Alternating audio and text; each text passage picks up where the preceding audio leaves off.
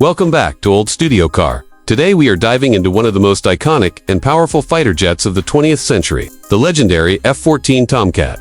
Introduced in the early 1970s, this aircraft was more than just a machine. It was a technological marvel that defined an era of aerial combat and stood as a symbol of American air superiority during the Cold War.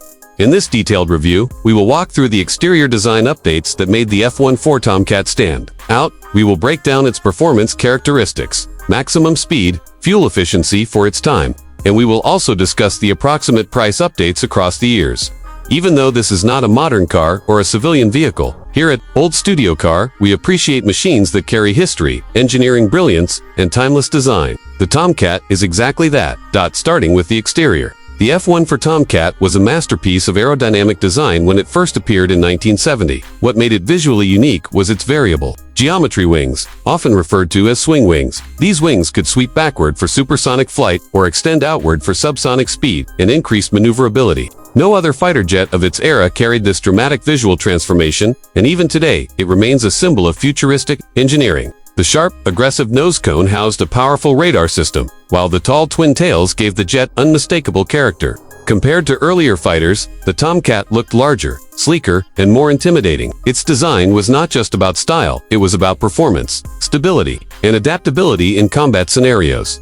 The cockpit canopy offered excellent visibility for the pilot and radar intercept officer, a two-seat configuration that provided both offensive and defensive control. This was a huge update over many single-seat fighters of the 1960s. The exterior of the F-14 also featured large engine nacelles beneath the fuselage, housing the Pratt & Whitney TF-30 afterburning turbofan engines in its early versions, later upgraded to the more reliable General Electric F110 engines. These engines gave the Tomcat its massive thrust and distinctive roar.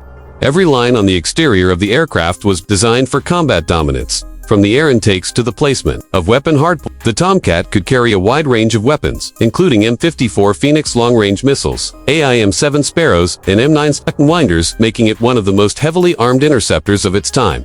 When we move to performance, the F-14 Tomcat was years ahead of its competition in the 1970s. It could achieve a maximum speed of around Mach 2.34, which translates to approximately 1,544 miles per hour at high altitude. This was blisteringly fast and allowed the Tomcat to intercept enemy aircraft at long range before they could pose a threat.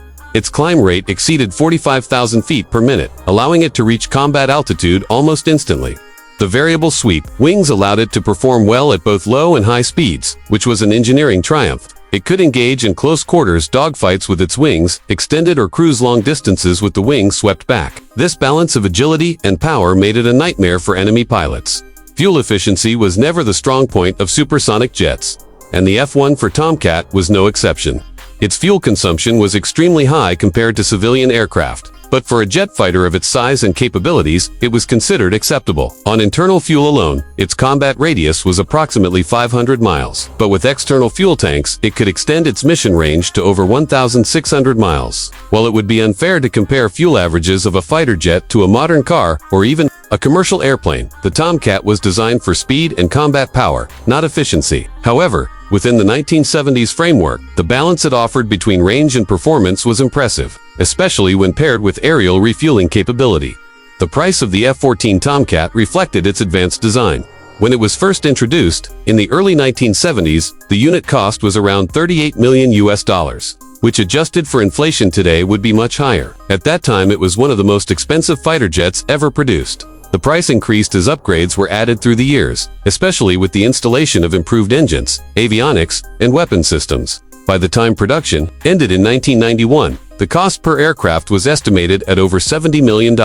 For context, the United States Navy invested heavily in the Tomcat program because they recognized its unmatched capabilities, particularly in defending aircraft carriers from long-range bombers and cruise missiles.